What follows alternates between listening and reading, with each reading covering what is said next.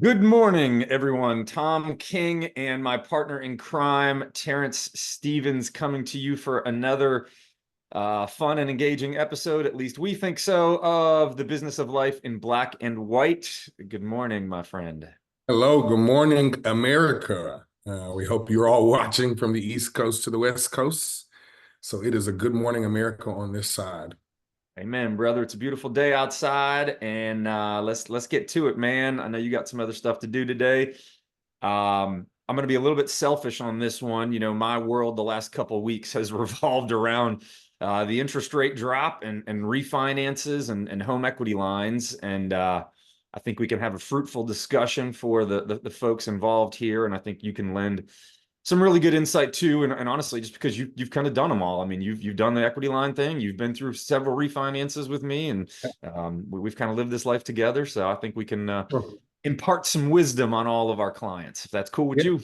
yeah, man, it's actually more relevant than I even thought about, right? It's especially for owning a property for the amount of years that I have, and deciding that I didn't want to move or make a big chunk, get some more debt for the house that I might want that's larger. It's Let's get creative with the one that I have. So I'm excited about the topic. Yeah. Yeah. And you and I have talked about that a little bit before, so we don't have to beat a dead horse, you know, kind of the should I move or should I renovate thing.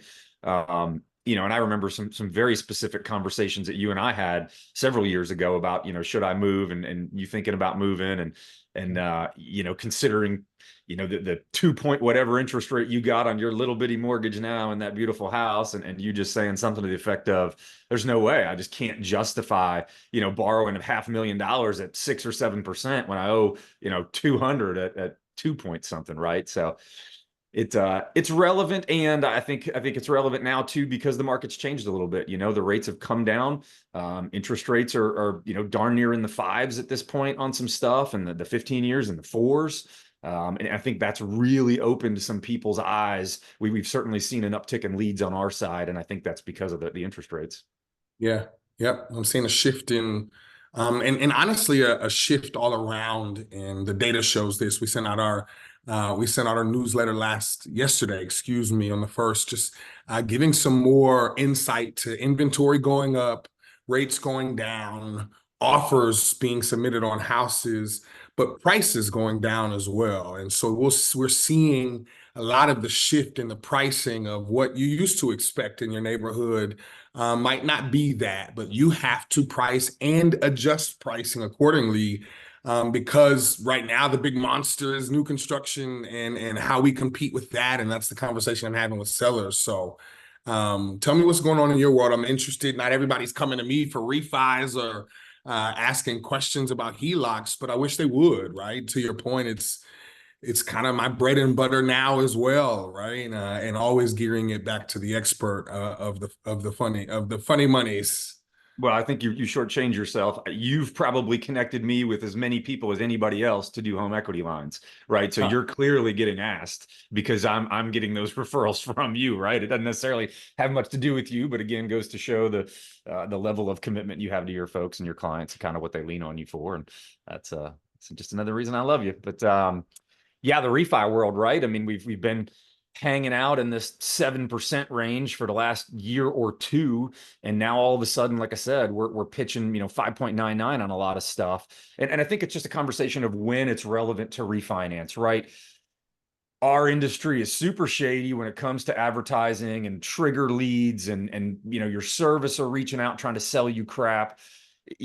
Yes, I get paid when you do a refinance, and I don't do any advertising. I don't pay for any business. So I can't sell you a bag of cookies and try to tell you it's healthy, because once you realize it's not, like, there goes my future business, right? So it's a little bit different on our side, but your servicer is going to try to get you to refinance at every point, even if it's not necessarily super financially the greatest decision for you, because they want to beat me to the punch, right? Your servicer wants you to refinance maybe before you need to, because when you do need to, they don't want me to be the one to get that business, right? So you just got to consider people's motivations, man, right? I mean, those guys don't really care about, they don't care about me either, right? My servicer doesn't care about me. They're going to try to do whatever they can just to keep my dollar flowing in. Yeah. Whereas we got to be a little more genuine with it. So again, the conversation is, when is it relevant, right? Most of the time we tell people, a 1% drop is kind of what you want to look for. Once you can drop the rate 1%, in most cases, that makes sense for people to do a refinance. The bigger the loan, the smaller that difference has got to be. You owe $1 million, man, a 0.5% makes a really big difference, right? But Yeah. if you owe 150,000, even 1% might not be enough to move the needle. Let And me, the relevance is because of the closing costs, right? And I'll let you jump in because on a $300,000 or $400,000 loan, the closing costs are 3 or 4 grand. You just got to save enough in the monthly payment to break even on that in like a year or a year and a half. Most of the people on my side of the fence think that rates are going to continue to go down. So you're probably going to end up refinancing again at some point in the future. So if you're only saving $100 a month, it's going to take you 3 years to break even. You might never break even before you got to refinance again. So that's kind of where that comes into play. and all I was interjecting for was what I think would be extremely helpful here is in the season of refinances, um, providing clients with some type of chart or estimation of like how much you could save with a refinance if you were at this rate and now you're down to here. Like, when's the right time? And I think that's an important thing. Just like buying a house, we've got clients right now who were pre-approved 6 months ago with different rates, and so now they're able to see how much more house can I afford if I wanted to, because my mind was already set there. So I think between you and I, and one of the questions that might come from this is, well, what do I need to be at? And a 1% drop, I would love to see what that payment difference could be. Yeah. Yeah. And that's the hard part. I mean, I'd love to say that we have done a really good job reaching out to everybody that's closed in the last 2 years. We've kept a very good list, and we send emails and videos like, hey, don't worry, we'll let you know when to refi, and hey, we're watching, or hey, we're keeping track. I'd love to say we could do a better job and give some exact numbers. Yeah. That's pretty intense, right? From a time perspective on our side to run all that. So we don't do as good enough a job. Sorry, I got a puppy in here with that as we should, but hey, Got but one. a couple $100, right? I mean, again, the bigger the loan amount, the more the savings. Man, sorry, worst podcast ever. A barking dog.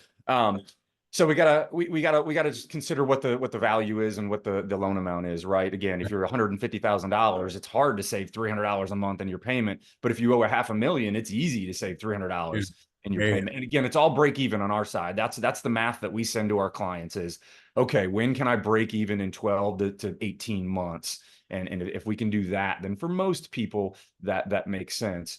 And goes back to what you and I talk about all the time, right? Just have somebody in your corner that you trust, that you can go to and say, hey, is this the right decision? Is now the time? Or can you let me know when the time is? Cool. Yeah, I love that. I mean, it's relevant. Everybody's talking about it. That the Fed cutting that interest rate is interesting. It's most people look at that 0.5% Fed cut and think that now mortgage rates are 0.5% lower. I've had a few folks even reach out to me and say, when the Fed cut that half, the average Fed rate then was like 4.75. I've had some people reach out to me and say, oh, I heard the mortgage rate is now 4.75.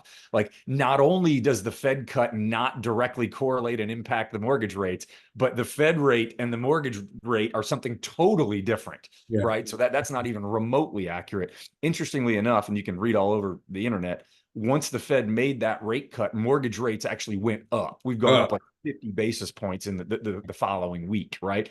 The market had already priced in the Fed cut, even though the half was a little bit bigger than they thought. We already knew it was coming. So mortgage rates had already dropped in response, in anticipation to that.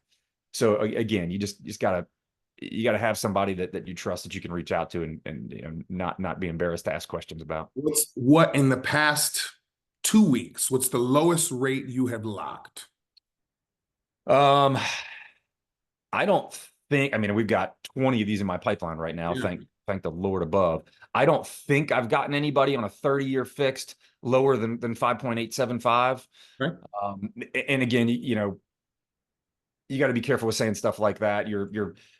servicer's going to try to tell you, hey, I can get you 5.25. And I Yeah. just had this deal with Ameris the other day, and she sends me two quotes, and both of them had 2.5 points. They were $14,000 And extra in money. points to get this loan. And it's like, dude, it's not worth it. Like Now, to can get, we break that down, yeah, Tom? yeah. Like, I think that's extremely important. Is right now there's a lot of clickbait, to your point at the very beginning. There's so many ways to entice people to work with particular providers or services or mortgages. But what you will rarely see is anybody who focuses on how much they're being charged to get this promise. Can you just break that down for me, just from an educational standpoint? I think it'll help. Yeah, that's good. That's good. I'm glad you stopped that. Yeah. So again, our world is a little mischievous and misleading when it comes to this stuff. When you do a refinance, 9 times out of 10, the client is not writing a check for the closing costs, right? The closing costs are simply added to the amount of the loan. So you owe 400, we're going to refinance you. The closing costs are 5 grand. You just owe 405. You didn't write a check. But Mhm. because you're saving the interest, right, you don't really notice it because your payment's going down $300 anyway, right? So great. It's not a bad thing. It's a good thing. Keep your cash in your pocket, spread the closing costs out over 30 years. Again, you're probably going to refinance it anyway. So what that does though is it creates an environment where it's very easy for the lender to add a whole bunch of costs to the loan, since you're not necessarily paying close enough attention to see it. And what those costs typically are these discount points. So when you go to get a mortgage, the mortgage nerds like me, right? We got this rate sheet that we're looking at, and it's okay. The national average today is 6.125. I can get you any rate above or below that. It's just a matter of what the fees are to do that. So if I wanted to get you 5.5% instead of $5,000 in closing costs, there might be $12,000 in closing costs, right? You're simply paying money, points, costs, fees, whatever, above and beyond the norm in order to secure a lower interest rate. In essence, you're prepaying the interest difference between what the normal rate is and what this discounted rate is, Hmm. right? So now all of a sudden you're paying this super pretty 5.5 interest rate, and everybody else is telling you the rate's 5.99, but you got this one guy saying, hey, it's only 5.5. And then when you finally look through the paperwork, you realize, hey, I'm not borrowing 405. All of a sudden I'm borrowing 412, right? They just baked in $12,000 in fees onto my mortgage for me to get that lower rate. Not to say that there aren't times where paying some points might be a decent idea, but it ain't very often, right? I mean, again, especially in this environment when you're going to turn right back around and refinance 2, 3, 4, 5 years from now, when Yeah. you're paying 12 grand to get that lower rate, your break even is now, 7 years down the road. Nobody keeps a loan for that long. You're going to move. You're going to go to a 15-year. You're going to lose your job. You're going to get married. You're going to get divorced. Something's going to Something. happen, right? Yeah. You're not going to have this 30-year fixed mortgage for 30 years. You're probably not going to have it for 10. You're probably going to have it for 5 to 7, right? Mhm. So it's just a very misleading way to sales pitch a really pretty rate without disclosing the actual cost of that rate. So it's super common. The internet guys are super good at it. The telephone call center guys are super good at it. I'm not going to name names, but some of the big guys out of the Midwest there, they're notorious for not sending you the fees breakdown, right, Mhm. until you've committed. And it's one excuse after another why, yeah, we're going to get it to you. Or I can't send it to you until you sign this, whatever, right? And then all of a sudden you get it and you're 2 weeks into the process and it's too late and you don't really understand what the heck you're looking at anyway. So you're like, oh, whatever, this kid's probably right. It just goes back to knowing what you're dealing with and having somebody you can trust kind of walk you through it. Yeah. But yeah, that's it. I mean, it's something in the fives. You and I have said it on this podcast. I've kind of felt for a while that once we hit 5.99, not only do the refinances start kicking in, but it changes the market. People are just more tolerant to pay 5.99 than they are 6.99, for whatever emotional reason that is. And I think we're seeing that. Yeah. So you've got, and I think there's some importance here. You've got refinances, okay? But refinances have, for generations, meant and been deciphered as different things to different people, right? You've got refinances that ultimately just lower your mortgage and nothing else changes. You change your original mortgage, you get some new better terms, you pay whatever that loan amount is that's left over, and you refinance your terms. Now you've got cash out refinances where you're refinancing, but you're actually taking some money from the equity in your home.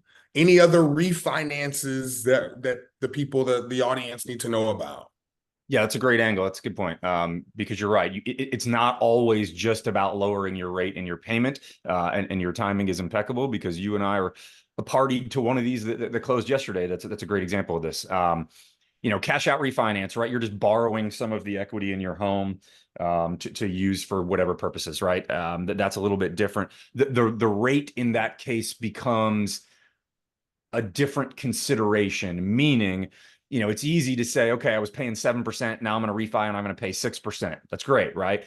If you're paying 3.5% on a 30-year fixed and you've got $50,000 on your American Express card at 25%, you've got a car loan at 8% for 60 grand or whatever, right? These other debts, you've got a home equity loan, which most of those are at like 10% right now, right? There's a financial calculation that's worth considering that maybe losing my 3.5 on my 30-year fixed is worth it if I can take all the cash, get one new mortgage at say 6%, right? But I no longer have American Express card with 50 grand. I no longer have a car payment at 8%. I no longer have a $100,000 home equity line of credit at 10%, right? It's kind of like a cost basis consideration when you do stock analysis, right? So now I've lowered my overall cost basis, even though I raised my mortgage rate. The one that you and I closed yesterday, right? Nice guy. Had a great mortgage on his first house, but wanted to buy something else and had some debt at pretty high interest rates. We gave him a significantly higher rate on his 30-year fix just because where the market is, but his overall basis of debt went way down, and we handed him $400,000 in Yeah. cash so he could go buy another property, right? So it's not as simple, to your point, as just lowering the interest rate. There's other stuff there. There's a student loan refinance, which it surprises me that more people haven't jumped on this bandwagon. There is a very specific refinance that let's see, how do I shorten this as much as possible? So on a rate and term refinance, when you're just lowering your interest rate, the average interest rate that on that is, say here on a cash out refinance, because it's slightly riskier, the rates are a little bit higher, right? So a student loan refinance is a refinance where you're paying off your current mortgage and any student loan balance you have, but the mortgage world will not charge you the higher cash out rate. They charge you the lower rate and term refinance instead. So it's a way to consolidate your student loan debt into your mortgage without having to pay that extra interest rate. And that's huge, right? Now that everybody's got to start paying these student loans again, we've all got accustomed to, the forbearance stuff. Like, it's a great opportunity for people to take that student loan, spread it out over 30 years, and only pay 6%. I think most student loans are like 8 or 9. Yeah. Right. So, I mean, you're significantly, again, reducing that cost basis. So that's another refinance opportunity as well. Love that. Cool. And then the last one is or the one that I'm more familiar with is a HELOC, right? And I want to touch on that, just as I think this is a big educational moment for clients and sellers and buyers and even those who have not worked with us. I'd love to send this video out because I think there's a lot of good golden information here. Tell us about a HELOC, what people are using it for. I know the two reasons off the top of my head that people are using home equity lines of credit are paying off debts or home renovations. Have you heard of, seen of, done some HELOCs for those with other intents, or what do you think the best use is in Yeah. a HELOC? I mean, those are the two main things, right? For sure. So home equity line of credit, really, really simply, right? Your house is worth $500,000 now, even though you bought it for 200, 7 years ago, and your mortgage is down to 200,000 bucks. So you owe 200, your house is worth 6, right? So you got $400,000 in equity. A home equity line of credit will allow you to borrow a percentage of that $400,000. You cannot borrow it all. After the market crashed in 2008 or whatever it was, there was some market adjustments to allowing people to borrow every last penny that their house has. So there's a threshold there. We don't need to go down that road too far, but so it gives you this opportunity to borrow against the equity in your house and use it for whatever. There's a couple different types of home equity loans. There's a traditional line of credit, which in essence is, we approve you for, $300,000. Let's say you got 400,000 in equity. We're going to approve you for $300,000, and we're going to hand you a checkbook and say, use it as you please. And as you use it every month, when you do, you have to make a payment on it. Typically, those are interest-only products, so you have to be responsible to pay down the balance. It's not going to pay itself down, but it's incredibly flexible. They're usually super cheap. The rates are variable 99% of the time, so the rates move with the Fed rate most of the time. So go up and down. The other version is more of a home equity loan. So same principle. Hey, you're approved for $300,000. We loan you that $300,000 at the closing table. You're now getting $300,000 in cash, and it is a principal and interest amortizing loan that is a fixed product. It's very similar to your first mortgage. Okay, you've got 20 years, your payment's $1,000, and when the 20 years is over, you won't own it. You won't owe the $300,000 anymore, right? So you are just borrowing that money in a lump sum, and you are paying it back as you go on a standard payment plan. Different reasons for both, right? Your financial advisor would tell you, at least mine tells me, the home equity line of credit scenario is a great Dave Ramsey emergency plan option, right? It's, oh crap, I didn't get paid this month because whatever. I'm a realtor and the market stinks, right? And I didn't make any money. But I got to pay my bills, so I can write myself a $10,000 check against my equity line. It's my money. It's secured, right? You're not gambling to get it. It's a legitimate source, but you can kind of use it as you please and pay it back. The other one, to your point, is what we pitch a little more for, like home renovation stuff, right? Hey, I'm going to borrow 60 grand. I'm going to redo my kitchen. I don't want to, but I don't have the cash and I know I need it. So we'll take this loan out. And I know that it's just, I'm going to chip away at it for the next whatever years and it'll be gone. Great opportunity for fixed expenses. Hey, I want to buy a car. I want to pay for my kids' college. I want to renovate my house, right? Those are things that type of a product is used for. I want to build a deck. It's going to cost me $25,000. I'm going to take out this loan. I'm going to pay it back, over the course of 5 years and be done with it and have my deck. So that's the basic premise. And I'll let you tell me if I'm kind of forgetting anything, because it's I think that's I live in every day. Yeah, I think that's good. It's I think there's to summarize this in probably in the best way, there's so many different ways, as I say, old tale, there's so many different ways to skin a cat, and we're in spooky season now. So, there I think oftentimes it's the lack of education, the lack of perspective that holds people back from opportunities. So the more that you know, the more you grow, right? And these are just some ways that you find yourself with leveraging the position that you're in, why you even own homes in the first place, making sure that you're in a predicament to leverage out your financials, get returns, use them for different reasons, buy investment properties are some of the reasons that people take out refinances, HELOCs, loans. So there's so many different things that you can do to be creative with your money, but you've got to own it first. You can't do this when you rent, and that's the beauty of it, right? You have no leverage when you're a renter. So it's just creating the opportunity, and I think that's the best part here. Love it. Yep, that's a good point. I got a buddy that we're in the middle of doing 4 refis for him right now on investment properties. He's just cashing out all his investment properties. He decided he's not going to sell them. He's going to sit on them, rent them out, and hold them. So he's pulling the cash out so he can go buy something else. Yep. Right. I mean, great way to just leverage the asset that you've got.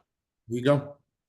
All right, so I'm done. I got a fun one for you as long as you're done. Let's do it. I'm going to ask the question. I'm going to give you my answer because it's top of mind, and I'm going to stall to give you some time to think about it. It's not the most exciting question, but I think we can make it exciting. So the question is, what's the most interesting thing you've heard, read, or seen lately? And I listen to a bunch of podcasts. I think you know that. I take my dog for a long walk every morning. It's my little peace and quiet time, and I listen to a lot of personal growth stuff. Not really business stuff, but I like whether it's CrossFit or money or whatever, business stuff. I like it all. Anyway, this morning I listened to this podcast. It's called The Hidden Brain. and it's by this incredibly intelligent Indian guy who's got just an amazing voice that I love listening to. And he dives into all of these like super nerdy science brain stuff. And he was interviewing this lady this morning, and she was discussing what she called your tolerance for ambiguity. Hmm. And I didn't really understand what I was getting into when I started listening to it. But what was interesting to me, because it is a very clear difference between my wife and I, and it literally just kind of punched me in the face when I heard it, because it was that obvious to me that she was talking about us. By tolerance for ambiguity, she's referencing people that need structure and schedule in their life, and then people that don't thrive off the structure and schedule in her life. And what was interesting to me was the correlation she made, which was this, because this is my wife: the correlation between one's need for closure and one's desire for structure and stability. And those two things, according to this incredibly intelligent college professor, are one and the same. Your need for closure and your need for structure are side by side, which is Amanda, right? She likes the structure, and she really likes the closure stuff. And I've always kind of blew it off because I think it's funny, because I don't need either of them. I don't even like structure for the most part. I like my gym structure, but man, I don't need closure. I mean, somebody does me wrong, dude, I couldn't care less. 30 seconds later, I'm thinking about French fries, right? And I will never think about that person again. I haven't flipped somebody off in traffic since I was probably, 18 years old. I don't care what you do. I don't care. And unless you come steal my dog, right? You can't do anything to me that's going to bump me off of my little pretty mindset, right? Whereas Amanda, when somebody does something that she deems as offensive or wrong, or somebody has wronged her, like she really tries to kind of reconcile that in her brain, and she wants to feel like she has got closure and she understands why, and she wants to get her 2 cents in and push back and give her opinion, not in a mean way, but she wants to have that sense that she has responded and closed the situation. And I just found that fascinating to me. That I never would have thought that the two of those things were correlated together. That actually might be my answer. Okay, like that is the most I didn't have one, okay? But I just looked to the left of me, and in my kitchen, there's one sign that I have, and it's gonna stay, and it sits on the top of my tea, my tea bag sorter. Okay, so I just have a 8 selections of tea bags, but it says "Pray big and worry small." And I think right now, in a season of just so much confusion or chaos, right? We'll talk about, and prayers go to those who were really, really affected by Hurricane Helene, and Helene, I'm not sure. They all have different names, but it caused a lot. I mean, this is one for perspective. I'm thinking that the storm's coming to hit Atlanta, cause havoc. People are buying things up at the store, and I don't remember even wind blowing, right? Like, we got a lot of rain, but I don't even remember like intense winds. I stepped outside the next day, there were a few trees down, no problem. But you turn on the news and you go see that people are trapped in North Carolina and South Carolina and Tennessee, and you wonder, like, wow, it really could have been me. And so you think about, one, your perspective on storms that might hit you in your life, but at the end of the day, all we really can do as a people, as a person, pray to whomever it is that you submit your prayers to and submit yourself to. But when you do that, worry small, right? Because at the end of the day, you've done what you can do in most cases. So those storms, you might be expecting the biggest of storm, you might be expecting the small of the smallest, but at the end of the day, as long as you pray big, okay, no matter what your expectations are, and then let the worries go, like that is. So it's kind of a daily reminder, like you can't do much more than just pray. Yeah. I love it, dude. That's good. That's a good one for me too. Cause I'm not the worrier, it's Yeah.